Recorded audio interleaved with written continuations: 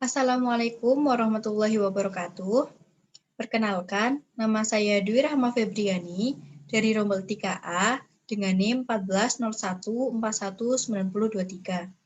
Di sini saya akan memaparkan rencana pelaksanaan pembelajaran guna memenuhi ujian akhir semester mata kuliah telaah kurikulum sekolah dasar.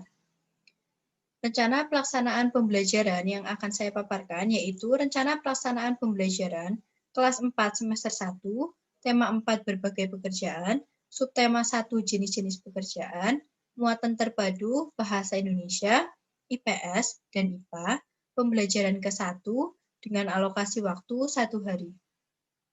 Di sini saya akan memaparkan rencana pelaksanaan pembelajaran dari segi kompetensi inti dan kompetensi dasar, tujuan pembelajaran, metode pembelajaran, materi pembelajaran, dan standar penilaian. Yang pertama yaitu kompetensi inti dan kompetensi dasar. Dalam rencana pelaksanaan pembelajaran ini terdapat 4 kompetensi inti yang sudah sesuai dengan kurikulum 2013, di mana KI 1 mencakup aspek sikap spiritual, KI 2 mencakup aspek sikap sosial, KI 3 mencakup aspek pengetahuan, dan KI 4 mencakup aspek keterampilan. Kemudian, kompetensi dasar.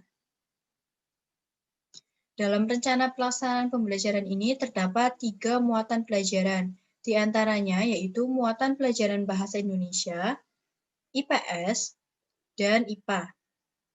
Yang pertama yaitu muatan pelajaran bahasa Indonesia. Dalam rencana pelaksanaan pembelajaran ini, muatan pelajaran bahasa Indonesia memiliki 2 kompetensi dasar, di mana secara keseluruhan kompetensi dasar tersebut membahas materi tentang isi buku sastra. Kemudian, yang kedua yaitu muatan pelajaran IPS. Dalam rencana pelaksanaan pembelajaran ini, muatan pelajaran IPS memiliki 2 kompetensi dasar, yang secara keseluruhan kompetensi dasar tersebut membahas materi tentang jenis-jenis pekerjaan. Kemudian, yang ketiga yaitu muatan pelajaran IPA. Dalam rencana pelaksanaan pembelajaran ini, muatan pelajaran IPA juga memiliki 2 kompetensi dasar, di mana 2 kompetensi dasar tersebut membahas materi tentang pelestarian sumber daya alam. Menurut saya, kompetensi dasar tersebut sudah sesuai dengan kurikulum 2013 karena kompetensi dasar dalam rencana pelaksanaan pembelajaran tersebut sudah dirumuskan untuk mendukung atau mencapai kompetensi inti, sehingga terdapat keterkaitan antara kompetensi inti dan kompetensi dasar dalam mata pelajaran. Selanjutnya yaitu tujuan pembelajaran.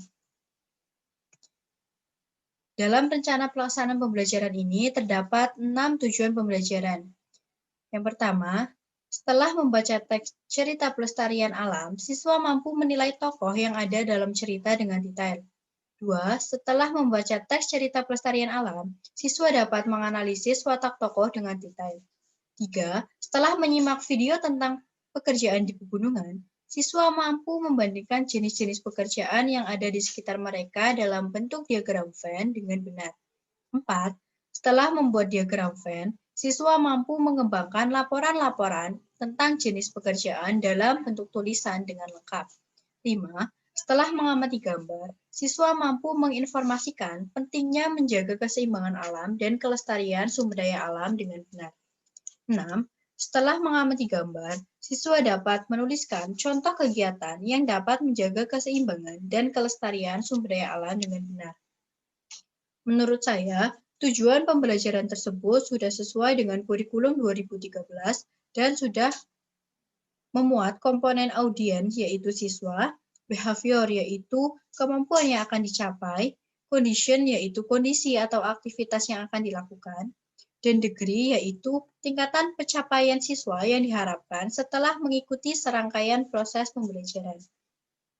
Selain itu, tujuan pembelajaran tersebut sesuai dengan kurikulum 2013 karena sudah dirumuskan berdasarkan kompetensi dasar yang ada dan jumlah dari tujuan pembelajaran tersebut juga sama dengan jumlah indikator yang ada.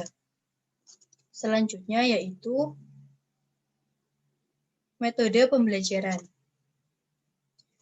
Terdapat 4 metode pembelajaran dalam rencana pelaksanaan pembelajaran ini. Di antaranya yaitu metode ceramah, metode tanya-jawab, metode diskusi, dan metode penugasan. Menurut saya, dengan digunakannya metode yang bervariasi tersebut dapat membantu guru dalam kegiatan pembelajaran atau dalam menyampaikan materi pembelajaran, sehingga siswa dapat dengan mudah memahami materi yang ada. Kemudian, dengan metode yang bervariasi tersebut dapat membuat siswa tidak mudah bosan ketika mengikuti serangkaian proses pembelajaran. Dan menurut saya, metode pembelajaran tersebut dapat membuat siswa lebih aktif dalam kegiatan pembelajaran, sehingga sesuai dengan kurikulum 2013, di mana dalam kurikulum 2013 ini siswa berperan secara aktif dalam kegiatan pembelajaran.